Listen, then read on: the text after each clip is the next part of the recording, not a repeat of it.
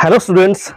देखिए, income from other sources head का जो ये पार्ट है, इस पार्ट में मैं आपके साथ जो है दो टॉपिक डिस्कस करूंगा। पहला टॉपिक होगा मेरा डिस्कशन का, वो ये होगा कि income from other sources head में जो भी इनकम टैक्सेबल होती है, अगर उन इनकम को अर्न करने के लिए एसएससी द्वारा कोई एक्सपेंसेस बियर किया गया है, कोई एक्सपेंसेस इनकर्ड किया गया है एसएससी द्वारा, तो क्या उस एक्सपेंसेस की वो डिडक्शन ले सकता है या नहीं ले सकता है, जो उसकी इनकम है उसमें से, पहली बात। और दूसरी बात हम डिस्कस करेंगे ग्रोसिंग अप ऑफ सिक्योरिटी का कंसेप्ट। ठीक है, तो सबसे पहला जो टॉपिक है मेरा, उसको आपने बेटर वे से समझना आपके लिए जरूरी है। देखिए क्या है डिडक्शन रिगार्डिंग एक्सपेंसेस। देखिए क्या है कि अगर कोई भी इनकम, एक जनरल रूल ये कहता है कि कोई भी इनकम अगर अदर सोर्सेज हेड में टैक्सेबल हो रही है, तो उस इनकम पर उस इनकम को जनरेट करने के लिए, उस इनकम को अर्न करने के लिए अगर एसएससी ने कोई भी खर्चा किया है, कोई भी एक्सपेंसेस जो है वो एसएससी द्वारा किए गए हैं, तो वो नॉर्मली अलाउड होते हैं, यानी आप उनकी डिडक्शन ले सकते हो। पहली बात, एक जनरल कंसेप्ट तो ये है। यानी अगर आपको बैंक से इंटरेस्ट मिलता है और बैंक से इंटरेस्ट अर्न करने के लिए आप कुछ चार्जेस करते हो, कुछ खर्चे करते हो, तो उसमें से वो डिडक्शन अलाउड है। ठीक है, आप जो है किसी कंपनी के डिवेंचर्स आप परचेज करते हो, तो उसमें से आप जो है ठीक है, और डिवेंचर पर आपको जो इंटरेस्ट मिलता है, तो उसमें से अगर आपने खर्चे किए कुछ, तो उनकी डिडक्शन अलाउड है। नॉर्मल कंसेप्ट ये कहता है। ठीक है, बट ये याद रखना कि जब भी एक्सपेंसेस अलाउड होंगे, ठीक है, ये बात सच है, पर याद रखना इसके कुछ एक्सेप्शंस हैं। एक्सेप्शंस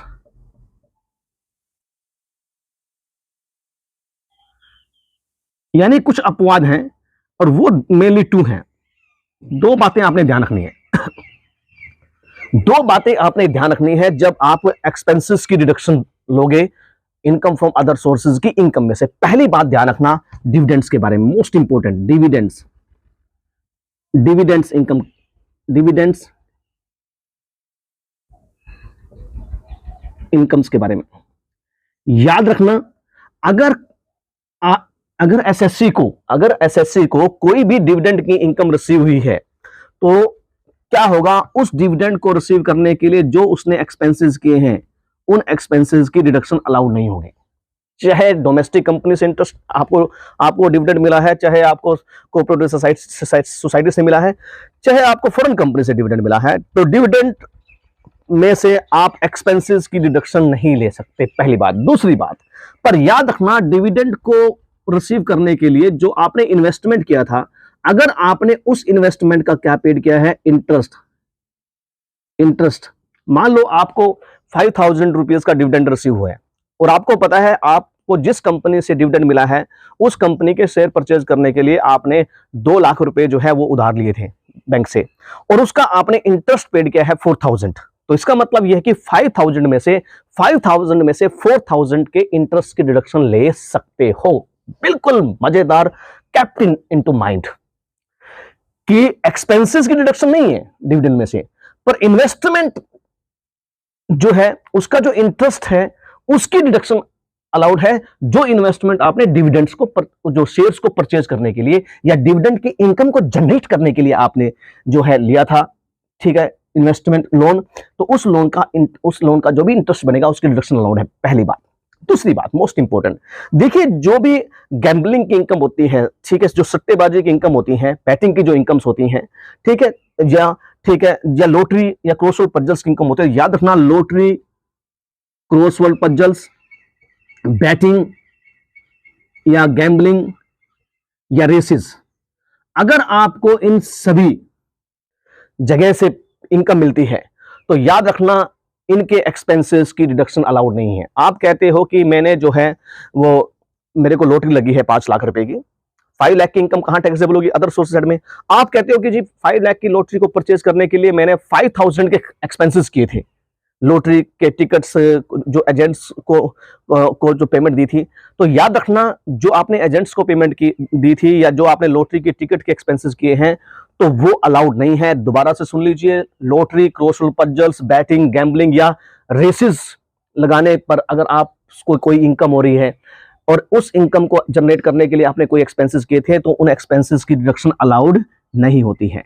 अब बेटा याद रखना, यहां पर ये दो चीजें हैं मेन, बस सीधी सिंपल सी बात है। पर एक बात और याद रखना कि अगर आपका कोई भी बिजनेस है, जो रेस जो हॉर्सेस होते हैं, उनको उनकी मेंटेनेंस का बिजनेस आपका बिजनेस है। देखिए, आपका बिजनेस है कि जो जो हॉर्सेस रेसेस में यूज होते हैं, उनको मेंटेनेंस करने, उनकी मेंटेनेंस का जो है वो आपका बिजनेस है। तो याद रखना, अगर आपको रेस हॉर्सेस के मेंटेनेंस बिजनेस से कोई भी इनकम मिलती है, तो याद रखना, रेस हॉर्सेस को मेंटेनेंस करने का जो आपका बिजनेस है, उस बिजनेस से इनकम जनरेट करने के लिए जो आपने खर्चे किए थे, उन खर्चों की डिडक्शन अलाउड है। याद रखना, डिडक्शन क्या है? अलाउड है। मैं दोबारा से, आपने आपने हॉर्स रेसेस पर पैसा लगाया, वहां से इनकम जनरेट की, वो इस कैटेगरी में आएगी। आप एक्सपेंसेस की डिडक्शन नहीं ले सकते, पर आप जो रेसेस में जो हॉर्सेस जो है, जो रेसेस में यूज हो रहे हैं, ठीक है, उनकी मेंटेनेंस करने का आपका बिजनेस है, वहां से आपको इनकम जनरेट हुई, तो आपने जो भी एक्सपेंसेस आपने इनकर किए होंगे, उनकी डिडक्शन क्या है? अलाउड है। तो ये है मेरा फर्स्ट टॉपिक, मजेदार टॉपिक है, क्योंकि इसके बिना, इस टॉपिक की नॉलेज के बिना जो है हम टैक्सेबल इनकम जो है अदर सोर्सेज हेड में जो है वो एक्यूरेटली फाइंड आउट नहीं कर सकेंगे। First topic. अब मैं आपके साथ जो है वो डिस्कस करूंगा, जो एक कंसेप्ट जो यूज किया जाता है, वो ग्रोसिंग अप ऑफ इंटरेस्ट या ग्रोसिंग अप ऑफ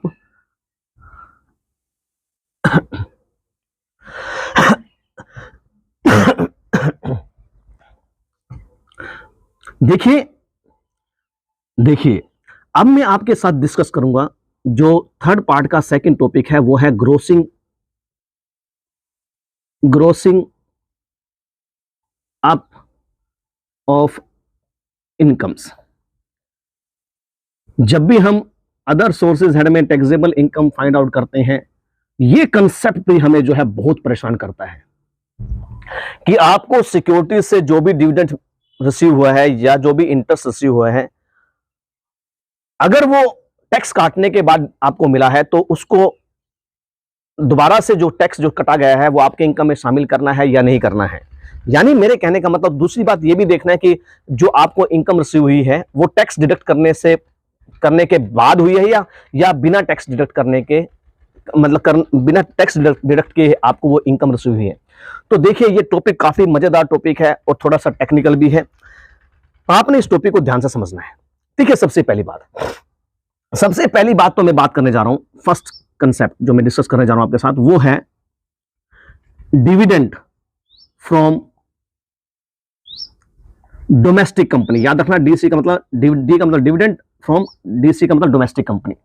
देखिए, अगर कोई भी किसी भी एसएससी को प्रीवियस ईयर में डोमेस्टिक कंपनी यानी इंडियन कंपनी से कोई भी डिविडेंड रिसीव हुआ है, ठीक है, सबसे पहली बात याद रखना, देखिए सबसे पहली बात, अगर वो जो डिविडेंड है आपके पास, अगर क्वेश्चन में कहा गया है कि वो ग्रोस है, तो फिर आपको कोई दिक्कत नहीं है, आप सेम अमाउंट को आप टैक्सेबल इनकम में शामिल कर सकते हो। पर अगर नेट वर्ड गिवन है, तो इसका मतलब ये है कि आपको जो डिविडेंड मिला है, वो डिविडेंड जो है वो टीडीएस काटने के बाद मिला है, और अब जो टीडीएस काटा जा चुका है वो आपको दोबारा से अपने इनकम में जोड़ना पड़ेगा। यानी अगर डोमेस्टिक कंपनी से डिविडेंड मिला है, दोबारा सुन लीजिए, अगर ग्रोस वर्ड गिवन है, ग्रोस, तो उसको ग्रोस करने की जरूरत नहीं है। अगर नेट वर्ड गिवन है, तब उसको क्या किया जाएगा? ग्रोस किया जाएगा, अगर नेट वर्ड गिवन है तो। अब इसका रूल क्या है?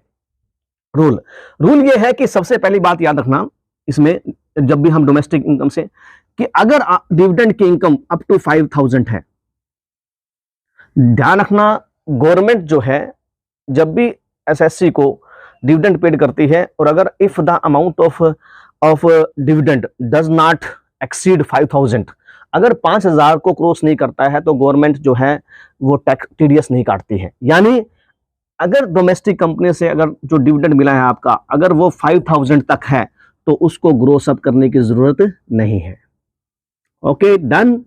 यानी ग्रोस अप करने की जरूरत नहीं है। क्यों ग्रोस अप करने की जरूरत नहीं है? क्योंकि 5000 की इनकम पर गवर्नमेंट नॉर्मली जो है डिविडेंड इनकम पर जो है गवर्नमेंट टीडीएस नहीं काटती है, वो आपको ग्रोस अमाउंट ही पेड करती है। आप अपनी इनकम पर जो है वो आप अपनी इनकम पर जो है वो टैक्स कैलकुलेट करोगे 5000 में, ठीक है, पहली बात।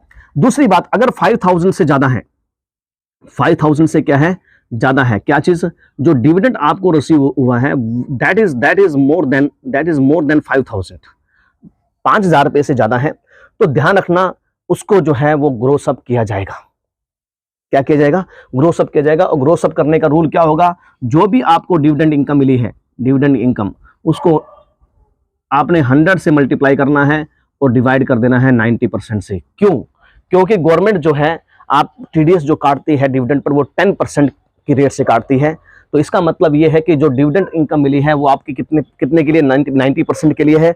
उसको ग्रोस करने का मतलब ये है कि पूरी इनकम अगर फाइंड आउट करनी है तो मल्टीप्लाई किससे करते हैं? 100 से करते हैं। तो ये है आपका फर्स्ट टॉपिक कि जब भी हम डोमेस्टिक कंपनी से डिविडेंड मिलता है, ग्रोस वैल्यू गिवन है तो नो प्रॉब्लम, अगर नेट वैल्यू गिवन है तो उसको ग्रोस अप करना पड़ेगा। ग्रोस अप करने का रूल आपके पास ये है, ठीक है।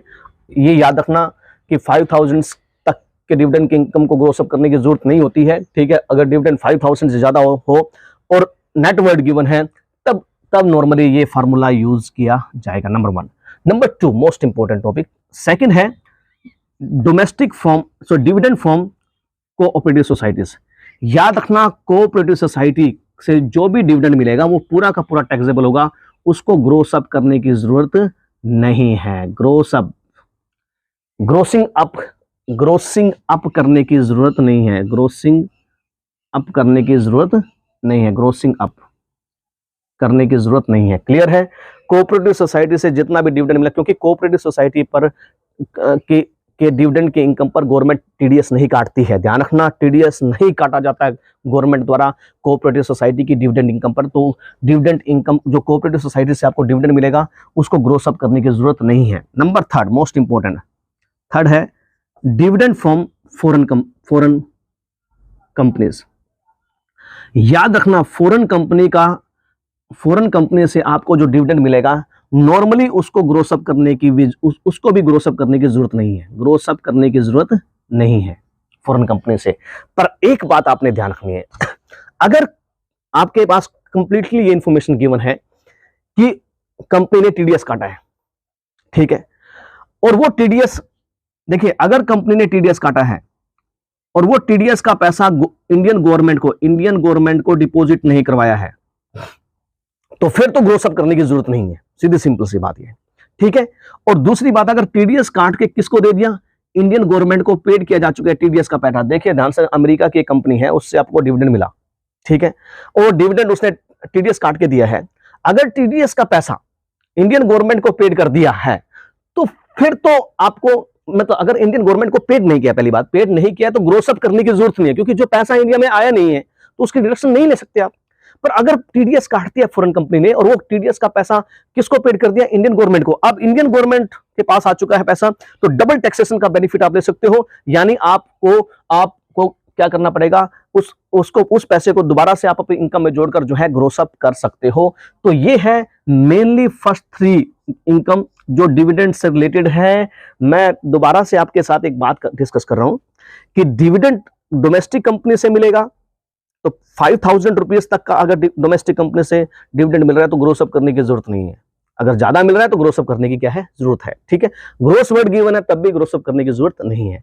10% टीडीएस काटा जाता है, इसलिए ग्रोस अप करने का रूल क्या है, जो डिविडेंड की इनकम मिलेगी मल्टीप्लाई बाय 100 डिवाइड बाय 90 होगा, ठीक है, पहली बात। दूसरी बात है कोऑपरेटिव सोसाइटी का फंडा ही क्लियर है। कोऑपरेटिव सोसाइटी में जितना भी आपका डिविडेंड होगा वो सारा का सारा आपकी इनकम में शामिल किया जाएगा, कोई ग्रोस अप करने की जरूरत नहीं है क्योंकि टीडीएस नहीं काटा जाता है। नंबर 3 जो है, अगर आपको फॉरेन कंपनी से डिविडेंड मिला है, अगर टीडीएस काटने के बाद मिला है तो देखिए टीडीएस का पैसा इंडियन गवर्नमेंट के पास अगर जमा नहीं हुआ है तो फिर आपको ग्रोस अप करने की जरूरत नहीं है, ठीक है। पर अगर वो पैसा इंडियन गवर्नमेंट के पास आ चुका है तो ऐसे सिचुएशन में आपको ग्रोस अप करना पड़ेगा, पहली बात। दूसरी बात, ये है आपके पास फर्स्ट पॉइंट, सेकंड पॉइंट और थर्ड पॉइंट। अब जो मेरा फोर्थ पॉइंट है वो है winning from lottery crossword crossword puzzles, gambling, betting and race horses या हॉर्स रेसेस। ठीक है, अगर आपको याद रखना, अगर आपको यहां से कोई भी इनकम रिसीव हो रही है, वही फंडा पहले तो क्लियर है। अगर ग्रोस है तो फिर तो ग्रोस अप करने की जरूरत नहीं, अगर नेट है तो ग्रोस अप करने की जरूरत आपको होगी। ठीक है, अब देखिए याद रखना कि अगर ये इनकम, इन सभी से इनकम आपकी जो मिलती है, अगर वो 10,000 तक है, 10,000 तक है, तो ग्रोस अप करने की जरूरत नहीं है। क्लियर है? दो सिचुएशन में ग्रोस अप करने की जरूरत नहीं है। अगर इनकम गिवन है 10,000 रुपए तक है तो ग्रोस अप करने की जरूरत नहीं है, ग्रोस गिवन है तो ग्रोस अप करने की जरूरत है। पर अगर इनकम जो है 10,000 से ज्यादा है या नेट वर्थ गिवन है, तो याद रखना इसको ग्रोस अप किया जाएगा। और इसकी ग्रोस अप करने का नियम क्या होगा, जो भी आपको इनकम मिलेगी उसको मल्टीप्लाई आपने 100 से करना है और डिवाइड करना है 70 से। क्योंकि जो डिविडेंड, जो आपको लॉटरी वगैरह आपकी लगती है, उस पर जो गवर्नमेंट टीडीएस काटती है वो 30% काटती है। यानी जो आपको इनकम मिली थी वो 30% काटने के बाद, यानी 70% से मिली थी, उसको ग्रोस अप करना है, यानी 100 में कन्वर्ट करना है। तो ये फार्मूला यूज किया जाएगा। दोबारा से समझ लीजिए, लॉटरी, क्रॉसवर्ड पजल से जब अगर आपको इनकम मिलती है, अगर ग्रोस अप वर्ड है तो आपको ग्रोस अप करने की जरूरत नहीं है, या 10,000 तक की इनकम है तो ग्रोस अप करने की जरूरत नहीं है। ठीक है, नेट वर्ड गिवन है या इनकम 10,000 से ज्यादा है तो ग्रोस अप करना पड़ेगा। और this formula will be used for this purpose. हमने जो है डिविडेंड के बारे में, from domestic company, dividend from cooperative society, dividend from foreign जो आपके पास कंपनीज होती हैं, और विनिंग फ्रॉम लॉटरी वगैरह के ग्रोस अप के बारे में रूल हम डिस्कस कर चुके हैं। अब हमारे पास, आप जानते हैं कि 4 तरह की सिक्योरिटीज होती हैं। पहली जो सिक्योरिटी होती है उसको हम टैक्स फ्री सिक्योरिटीज कहते हैं। दूसरी आपके पास होती है लेस टैक्स गवर्नमेंट सिक्योरिटी होती है। थर्ड होती है tax free non government security. Specifically mention होता है, जब तक किसी भी सिक्योरिटी के आगे टैक्स फ्री, मतलब जब भी किसी कंपनी से आप इंटरेस्ट मिलोगे, जब तक उसके आगे टैक्स फ्री वर्ड नहीं है तो वो क्या मानी जाएगी, लेस टैक्स गवर्नमेंट सिक्योरिटी मानी जाएगी, less tax non government securities मानी जाएगी। अब इनको ग्रोस अप करने के रूल ध्यान से समझ लीजिए। पहली बात, आपको पता है टैक्स फ्री गवर्नमेंट सिक्योरिटीज की जो इनकम है वो टैक्सेबल इनकम नहीं होती है, इसलिए उनको ग्रोस अप करने का तो रूल पैदा ही नहीं होता, सवाल पैदा ही नहीं होता। और याद रखना, जो टैक्स फ्री गवर्नमेंट सिक्योरिटीज होती हैं, ठीक है, जिनकी इनकम आपने टोटल इनकम में शामिल ही नहीं की, उनके एक्सपेंसेस भी अलाउड नहीं होते, याद रखना। दूसरा है जो लेस टैक्स गवर्नमेंट सिक्योरिटीज होती हैं। देखिए, लेस टैक्स गवर्नमेंट सिक्योरिटीज जो है कौन सी होंगी, ये आपने ध्यान रखना है। अगर यहां पर टैक्स फ्री में कौन सी होती हैं, जो 14-15 स्पेसिफिक, जो हमने प्रीवियस लेक्चर में डिस्कस किया सिक्योरिटीज में, जो 14-15 जो सिक्योरिटीज होती हैं जो गवर्नमेंट ने, जैसे special bearer bond, gold deposit schemes, ठीक है, पोस्ट ऑफिस में जो आपने पैसा जमा करवाते हो, तो वो जो सिक्योरिटीज, उन सिक्योरिटीज को हम क्या कहते हैं, टैक्स फ्री।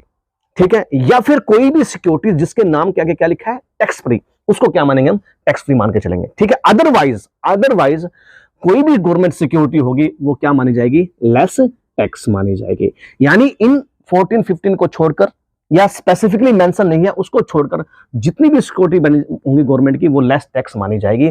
याद रखना, लेस टैक्स गवर्नमेंट सिक्योरिटीज को ग्रोस अप नहीं किया जाता है। जो भी इंटरेस्ट गिवन होगा उस इंटरेस्ट को आपने पिक करना है और इनकम में शामिल कर लेना है, उसमें कोई भी ऐड करने की जरूरत नहीं होती है। अब बात आती है tax free non government securities की। देखिए, टैक्स फ्री जो नॉन गवर्नमेंट सिक्योरिटीज होती हैं, ये भी काफी मजेदार है। देखिए, जब तक tax free non government securities का मतलब होता है, आपने किसी भी कंपनी के डिबेंचर्स वगैरह परचेज कर रखे हैं, लोकल अथॉरिटी के आपने डिबेंचर परचेज कर रखे हैं, बॉन्ड्स परचेज कर रखे हैं। याद रखना, जब तक आपको इंटरेस्ट जो डिबेंचर से या बॉन्ड से जो मिल रहा है, जिस भी कंपनी से मिल रहा है, जिस भी लोकल गवर्नमेंट या किसी भी स्टैट्यूटरी ऑर्गेनाइजेशन से मिल रहा है, तो याद रखना, जब तक उसके नाम के आगे टैक्स फ्री नहीं होगा तब तक उसने टैक्स फ्री नहीं माना जाएगा। उस सिक्योरिटी को, उसको क्या माना जाएगा, less tax non government securities माना जाएगा। अब जो tax free non government securities होती है, ध्यान रखना, इनका अमाउंट हमेशा ग्रोस अप किया जाएगा, इंटरेस्ट का अमाउंट हमेशा ग्रोस अप किया जाएगा। याद रखना, आपको पता होता है tax free non government securities में क्या होता है, इंटरेस्ट ग्रोस ही पेड किया जाता है, किसको, जो इन्वेस्टर्स होते हैं, और टीडीएस का पैसा कंपनी अपनी पॉकेट से देती है। इसका मतलब यह है कि जब भी ये कंपनी आपको आपके हाथों में टीडीएस, आपके हाथों में इंटरेस्ट आएगा, याद रखना वो 100% टीडीएस काट के आ रहा है। इसका मतलब आपने 100% क्या करना है, ग्रोस अप करना है, चाहे नेट गिवन है चाहे ग्रोस गिवन है, डज नॉट मैटर, ठीक है। यानी चाहे तो परसेंटेज ऑफ इंटरेस्ट गिवन है, चाहे अमाउंट ऑफ इंटरेस्ट गिवन है, चाहे TDS paid by the company given है, कुछ भी गिवन है, इसको ग्रोस अप करना है इसके इंटरेस्ट को, ठीक है। अब जब लेस टैक्स जो नॉन गवर्नमेंट सिक्योरिटीज होती है, याद रखना less tax non government securities को ग्रोस अप करने का रूल क्या है, क्या कहता है, रूल ये कहता है कि अगर परसेंटेज ऑफ इंटरेस्ट गिवन है,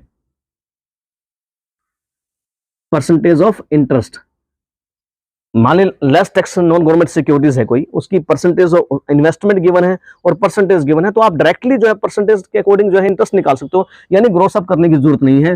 पर अगर आपके पास क्या गिवन है, ठीक है, अगर आपके पास जो है अमाउंट